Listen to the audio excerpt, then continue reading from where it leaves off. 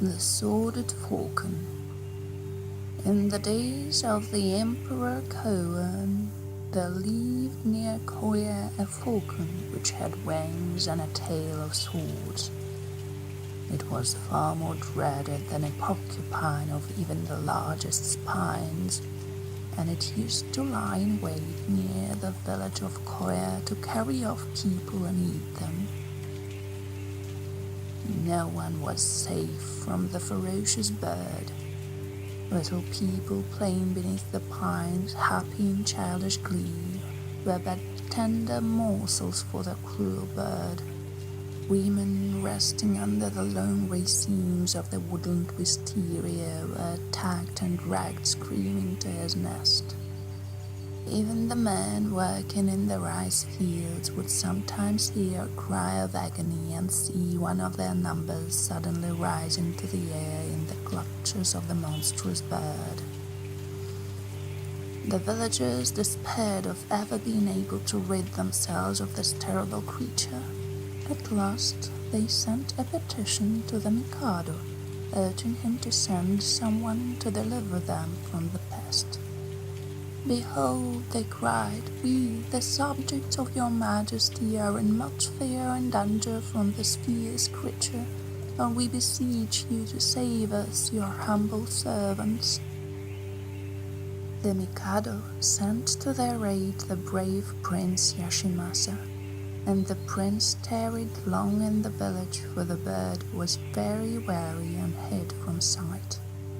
When the prince went out to seek him, the falcon would disguise himself in various shapes.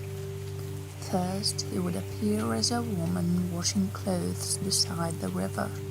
Then he would become a tree growing beside a rippling waterfall. And again he would look like a crane standing on the reedy shore.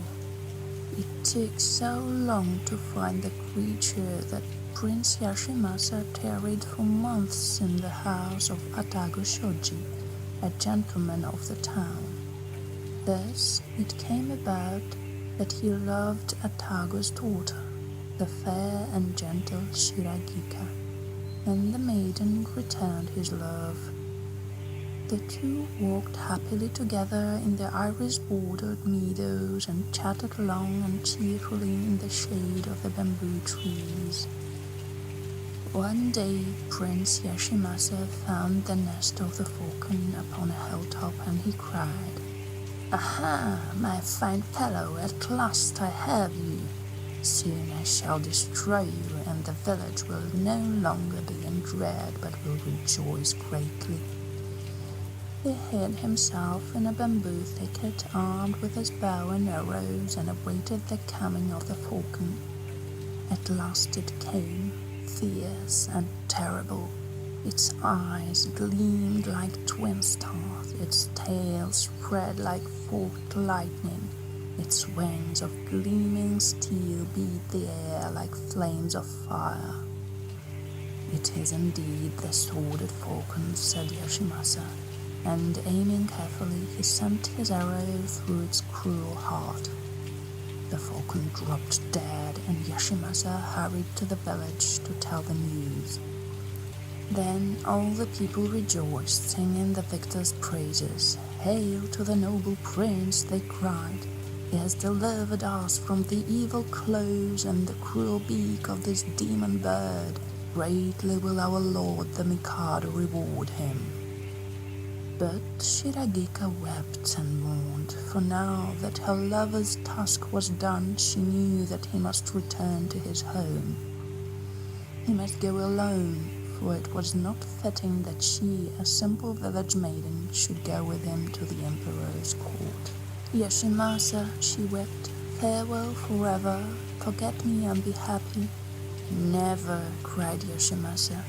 "As soon as I have told the Mikado of the success of my mission, I will return to find you. Never will I forget you." And he bade her a tender farewell. She waited long and looked for his return, but he came not, for the Mikado sent him on other missions to far lands, and he must obey. At last, with her kimono sleeves loaded with stones, she dropped gently to sleep in the great river.